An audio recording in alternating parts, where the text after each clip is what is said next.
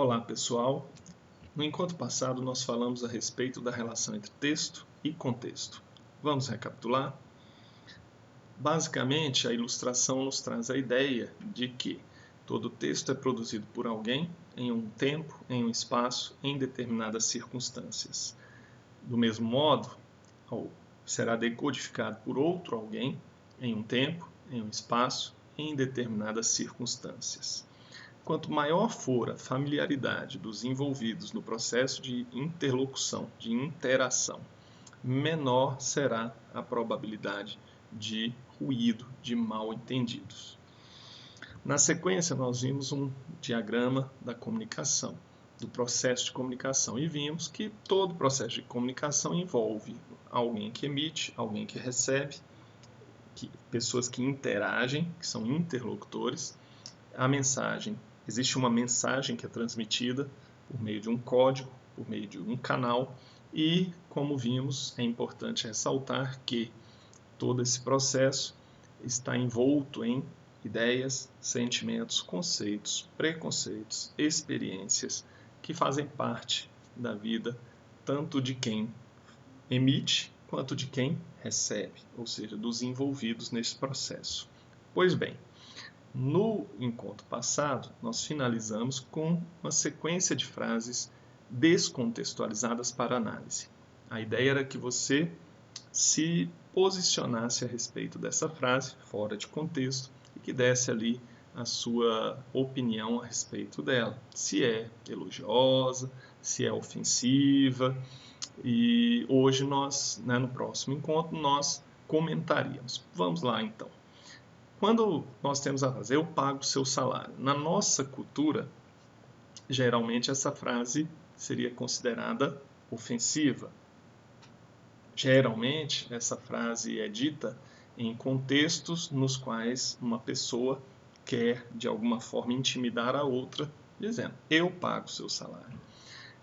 Mas essa frase poderia ter outra abordagem, ter outra interpretação? Poderia. Por exemplo, numa situação como a atual, da pandemia, e alguém preocupado com o seu rendimento fala, não, mas eu preciso trabalhar, e assim descumprir, de repente, a orientação de ficar em casa. E o patrão, o responsável pelo pagamento, diz, não se preocupe, eu pago o seu salário. Neste caso, a frase que, em princípio, seria considerada ofensiva, passa a ser mais aceitável e até cordial, cuidadosa, generosa. Segunda frase, você sabe com quem está falando? É uma frase que normalmente também é usada em contextos de intimidação. Quase sempre quem usa essa frase o faz com a ideia de diminuir o outro, de se impor diante do outro. Agora, suponhamos uma outra situação e uma pessoa perde a consciência, é acordada por outra, e para confirmar se ela recobrou os sentidos, alguém pergunta, você sabe com quem está falando? E aí a frase passaria a ter um outro sentido e um outro efeito. Eu estou pagando outra frase considerada, geralmente, a maioria deve ter considerada negativa, mas em outras culturas, em que as pessoas são mais diretas, mais objetivas, certamente o efeito, se é uma verdade, não há nenhum problema. Mas aqui, num outro contexto, nós poderíamos dizer, alguém questiona uma pessoa porque ela diz que ela não está efetuando os pagamentos devidos. E a pessoa, sem entender, diz, não, mas eu estou pagando. Quer dizer, neste caso, essa frase perde aquele tom de intimidação e ganha um tom aí de satisfação de resposta, E até num contexto de dúvida, como que diz, mas eu estou pagando, de surpresa. Ela é tão inteligente. É uma frase que, inicialmente, pode ser vista com bons olhos, fala, não, ela é positiva, é algo bom. No entanto, se for dita com ironia, ela passa a ter o efeito contrário. Se eu digo, ela é tão inteligente, certamente o efeito será diferente do original. E, finalmente, temos aqui, não aprovo o comportamento do senhor, mas compreendo.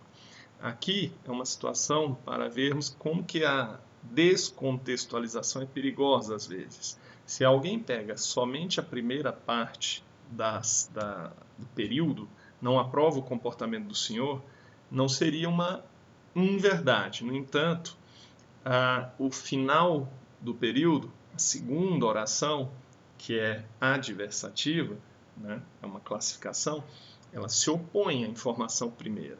E aí ela traz um sentido positivo. Eu não aprovo, mas compreendo. Se eliminarmos essa segunda e só apresentarmos a primeira parte, o efeito será diferente.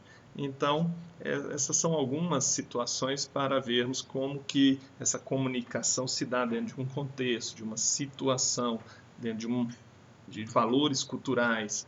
E é importante que nós conheçamos esses valores, que tenhamos consciência de tudo isso para que a nossa interpretação seja mais eficiente. Ok? Um grande abraço e até a próxima.